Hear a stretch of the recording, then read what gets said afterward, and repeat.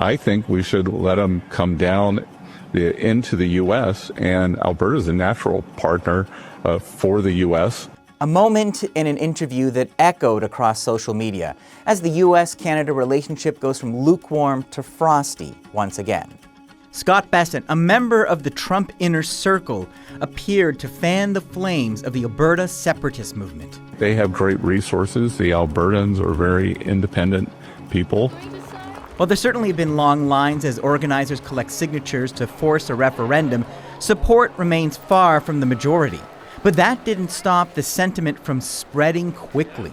The talking points picked up and duly amplified by Trump's supporters.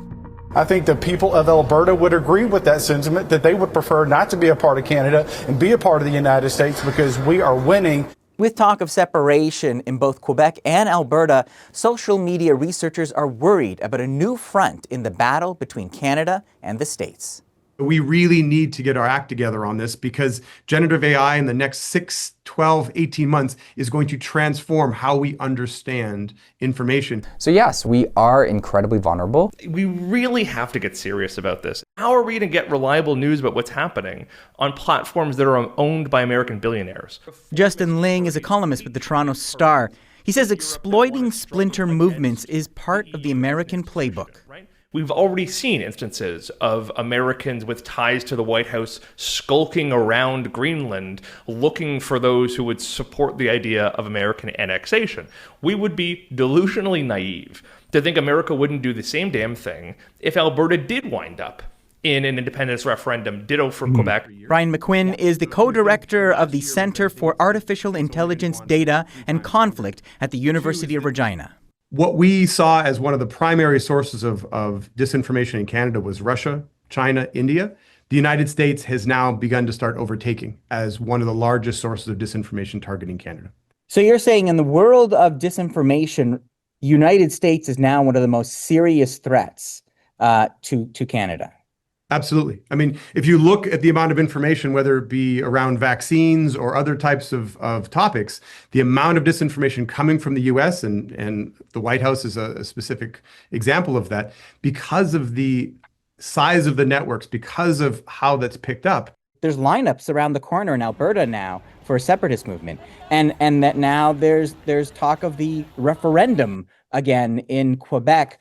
Could you see those divisions exploited? So many of us lived through the referendum in Quebec and the sort of shock as we watched the returns that night. This will be utterly different than anything we've ever seen before, because I can guarantee you that Trump, for example, will be commenting, and so will his entire administration, on the dynamic the entire time. And so it will be a level of vulnerability that we could not possibly understand. And it creates a pretense as well. Look at Canada, that looks like a civil war is beginning to start. They're looking for parts of it are going to tear away. We better intervene. So when Trump says Canada is becoming the 51st state, he's really talking about Alberta, and that's important because that's a gateway to the Arctic. Angus Bridgman is the Associate Director of Research at the Center for Media Technology and Democracy at McGill. There's this sort of really interesting kind of connection with the Canadian discourse where the American one and the Canadian one kind of go back and forth a little bit. All right, what gets talked about in America can become part of our discourse. That's nothing new. But here's the problem. More and more Canadians are getting informed not from the news, but social media. And it's happening on American platforms with little Canadian control. So our entire democratic infrastructure, the way we talk to one another, the way politics is done nowadays is online, is on social media platforms that are largely based in the United States, almost exclusively based in the United States. And while news organizations have been largely pushed out, our research has consistently shown that what has happened is a dramatic decline in Canadian news availability on these platforms. So partly because of Meta's news ban on the platform, but also X's decision to downrank content with links have hurt the news industry enormously. As Bridgman's research shows, as news media shrinks, they're being steadily replaced by an army of influencers. The United States has a very active and financially lucrative creator market. Something astonishing is happening in the Canadian province of Alberta. And so what that means is there are people who get up in the morning and their job is essentially to attract attention in online spaces. Their job is not to inform, their job is to attract attention. In a world where content creators literally get paid by clicks, engagement, if not enragement, is the key. One of the really important things about this space is that they are almost completely agnostic to the truth. Just days after Canada's election, the country is in absolute chaos. They're not particularly interested in the truth. They're interested in whether or not a particular story or statement will get a lot of attention and traction in online spaces. At the same time as the power of generative AI increases, it's getting hard to tell what's real. We would always be able to tell when something was a little janky, but now the quality, and it's improving literally month by month. What's next? Prepare yourself for this one. AI that tailors disinformation depending on the target. And what we're beginning to see as well is that the AI is able to actually generate profiles of people who, a certain age, a certain ethnicity, a certain political, and actually is able to emulate them online while subtly including the sort of nefarious messages that malicious state wants included. And while disinformation grows, McQuinn says the ability to track it is getting more difficult. And this is the challenge when we see countries like Australia who are banning social media for people under the age of 16. It is possible for countries to be much more assertive. The thing that's not talked about is that all capacity for researchers to study what's happening on those platforms has almost completely been removed. This is the frustration for researchers faced with a growing threat.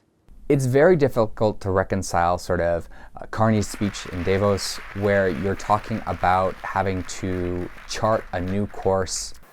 In a world of great power rivalry, the countries in between have a choice: compete with each other for favor, or to combine to create a third path with impact.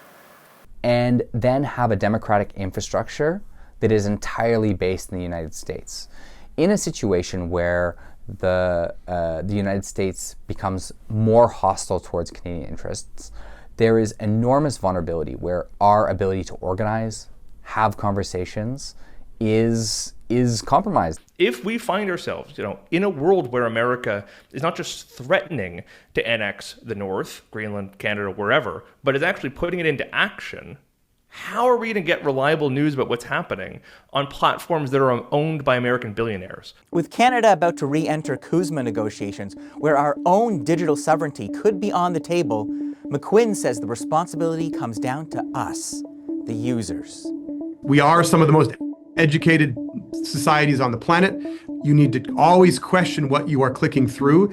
And if you don't want to have a society where the people who you disagree with are an existential threat, really question whether the sort of amplitude of conflict, which is what a lot of these actors want, is that something you want to contribute to? You and every person can make a significant difference in how this unfolds.